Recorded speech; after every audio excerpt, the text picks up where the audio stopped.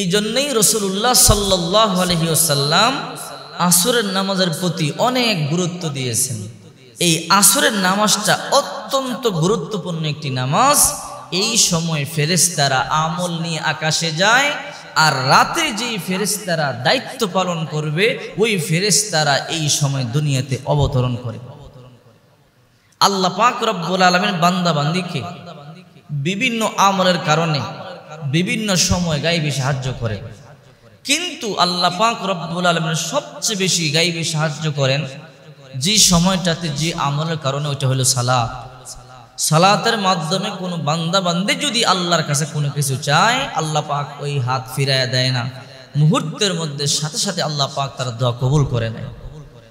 এই জন্যই তো রাসূলুল্লাহ সাল্লাল্লাহু আলাইহি ওয়াসাল্লাম নিজে সহ এবং সাহাবায়ে কেরাম যখন বিপদে পড়তেন মসজিদের মধ্যে ঢুকে যাইতেন, মসজিদের মধ্যে ঢুকে বিপদের সময় সাজদায় গিয়ে আল্লাহর দরবারে কান্নাকাটি করতেন, আল্লাহর দরবারে সাহায্য চাইতেন।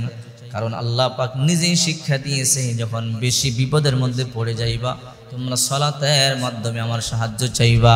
ইয়া আইয়ুহাল্লাযীনা আমানুস্তাঈনু বিস-সাবরি ওয়াস-সালাম ইন্নাল্লাহা মা'আস-সাবিরিন। আল্লাহ নিজে শিখাইছে, আমার বান্দা বান্দীরা দুনিয়ায় চলতে গেলে বিপদ আপদ হতেই পারে, যদি তোমার বিপদে পড়ে যাও সবর করবা আর সালাতের মাধ্যমে আমার সাহায্য চাইবা। আমি আল্লাহ সবরকারী যারা, সালাত আদায়কারী যারা, এদেরকে সাহায্য করে থাকি। এই জন্য সালাতের মধ্যে দাঁড়ায় যাবেন, সাজদা দিবেন, ওয়াসজুদ ওয়াকতারিব, যে যত বেশি সাজদা দেয় আল্লাহর তত বেশি নিকটবর্তী হয়ে যায়।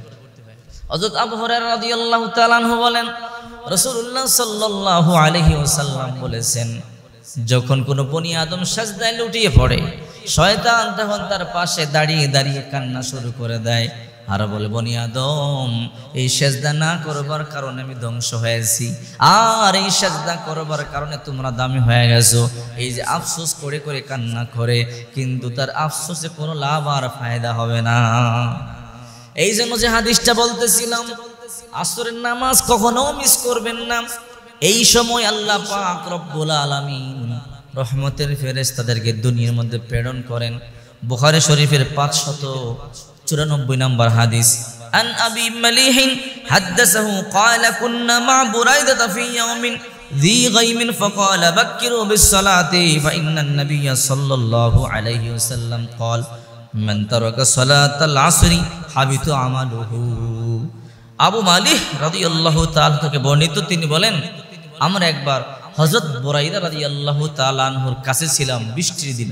তিনি তখন বললেন, তাড়াতাড়ি তোমরা সালাত আদায় করো, কারণ আমি বিশ্বনবী মুহাম্মদুর রাসূলুল্লাহ সাল্লাল্লাহু আলাইহি ওয়াসাল্লাম থেকে শুনেছি, যে ব্যক্তি আসরের নামাজ ছেড়ে দেয় তার সারা দিনের আমল নষ্ট হয়ে গেল। যে ব্যক্তি আসরের নামাজ ছেড়ে দিল তার সমস্ত আমল নষ্ট হয়ে গেল। শুনলে অবাক হবেন, রাসূল এই সময়ের গুরুত্ব দেওয়ার অনেকগুলো কারণ আছে। এর মধ্যে একটা কারণ এমন হতে পারে, মুহাদ্দিসিন কেরামগণ ব্যাখ্যা করেছেন, এই সময় মানুষের কাজে বেশি ব্যস্ত থাকে, কৃষকেরা তরি গড়ি করে এই সময় কাজ ছেড়ে বাড়ির দিকে আসে, নামাজ ছুটে যাইতে পারে, ব্যবসায়ীরা ব্যবসার কাজ ঘুটিয়ে এই সময় বাড়ির দিকে রওনা দেয়। এই জন্য এই সময়টাতে রাসূলুল্লাহ বলেছেন তোমরা গুরুত্ব দাও। আর একটা কারণ হলো, হাদিস শরীফের মধ্যে পেয়েছি রাসূল করিম সাল্লাল্লাহু আলাইহি ওয়াসাল্লাম বলেন, আসর থেকে মাগরিব পর্যন্ত সময়টাতে আল্লাহ পাক দোয়া কবুল করে। বিশেষ করে পবিত্র জুমার দিন, শুক্রবার দিন আসর থেকে মাগরিব পর্যন্ত যেই সময়টা, এই সময়টাতে আল্লাহ পাক রহমতের দরজাগুলো খুলে দেয়, দয়ার দৃষ্টি দেয়, দোয়া কবুল হয়। এই সময় যদি কোনো পাপী বান্দা আল্লাহর কাছে ক্ষমা চায়, আল্লাহ তার গুনাহ মাফ করে দেয়। সন্তান নাই এমন পিতা মাতা আল্লাহর দরবারে দোয়া করলে আল্লাহ তার দোয়া কবুল করে সন্তান দান করেন। ব্যবসায় ক্ষতিগ্রস্ত, চাকরি নাই, দিশেহারা, আল্লাহর দরবারে ওই সময় চাইলে আল্লাহ অবশ্যই মনের আশা পূরণ করে। বিদেশের ভিসা নাই, ওই সময় চাইলে অবশ্যই আল্লাহ তাআলা ব্যবস্থা করে দিবে। ওই সময়টা অনেক গুরুত্বপূর্ণ একটা সময়। এই জন্য যদি গোরস্থান আশেপাশে হয়, ওই সময় গোরস্থানে যাবেন, মা বাবার জন্য দোয়া করবেন, আত্মীয়দের জন্য দোয়া করবেন। রাসূল করিম সাল্লাল্লাহু আলাইহি ওয়াসাল্লাম বলেন, জুমার দিন আসর থেকে মাগরিব পর্যন্ত সময়টাতে দোয়া কবুল হয়। এই সময়টা গুরুত্বপূর্ণ একটা সময়। আর জুমার দিন আসরের পর এটা দুরূদ শরীফ আছে, আল্লাহুম্মা সাল্লি আলা মুহাম্মাদিন নবিয়িল উম্মি ওয়া আলা আলিহি ওয়া সাল্লিম তাসলিমা ৮০ বার পাঠ করবেন।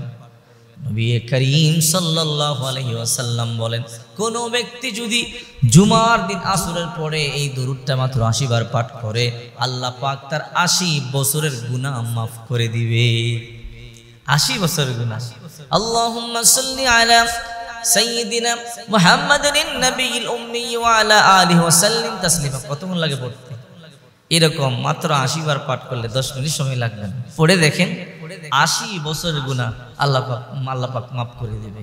তবে সগীরা গুনাহ আর কবিরা গুনাহ তো তওবা ছাড়া মাফ হয় না। কান্নাকাটি করবেন, আল্লাহ মাফ করবে। সগীরা গুনাহ তো সেকেন্ডে মিনিটে হচ্ছে আমাদের। এই জন্য রাসূল করিম সাল্লাল্লাহু আলাইহি ওয়াসাল্লাম বলেন, আসরের নামাজটা অবশ্যই তোমরা আদায় করবা। যে ব্যক্তি হযরত বুরাইদা রাদিয়াল্লাহু তাআলা আনহু বলেন, নবীর নিজের জবান থেকে শুনেছি, যে ব্যক্তি আসরের নামাজ ছেড়ে দেয় তার গোটা দিনের আমল নষ্ট হয়ে যায়।